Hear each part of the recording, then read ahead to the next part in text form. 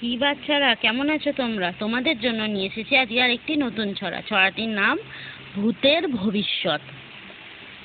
তোমাদের কেমন লাগে তোমরা কমেন্ট করে জানাবে কিন্তু, কেমন? কলকাতাতে চলছে তখন কড়া ব্রিটিশ শাসন। রাস্তাঘাটে সাহেব সুবোর লম্বা চওড়া ভাষণ। উঠতি জমিদাররা দেদার হাঁকিয়ে জুড়ি গাড়ি। বাস স্ট্যান্ডে ঘুরতো তাদের প্রাসাদ বাড়ি।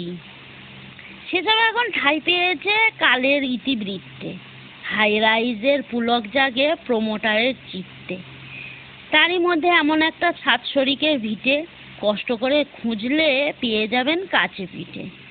জমিদারির চিহ্নটি নেই, ঘরদোর সব ফাঁকা। বেহাত হবে এই ভয়ে সে কেয়ারটেকার রাখা। সবাই বলে ভূতের বাড়ি ঘেঁষবেন না কাছে, মাটির নিচে ঘড়া ভর্তি মোহর রাখা আছে। মাঝরাতে রোজ সেই বাড়িটার লম্বা চওড়া ছাদে কারা যেন উনুন জেলে কোরমা পোলাও রাঁধে। কেউ নাচে, কেউ রিক্সা টানে, কেউ হাসে ফিক ফিক। অসৎ প্রমোটারকে চাঁটায় হাত কাটা কার্তিক। নবীন চিত্র পরিচালক শুটিং করতে গিয়ে ঘাবড়ে গেলেন টাকা ভর্তি ব্রিফকেসটা নিয়ে। ভূতের ভবিষ্যৎ কি তবে সত্যি অন্ধকার? কক্ষনো নয়, এমনটা কি দারুণ চমৎকার।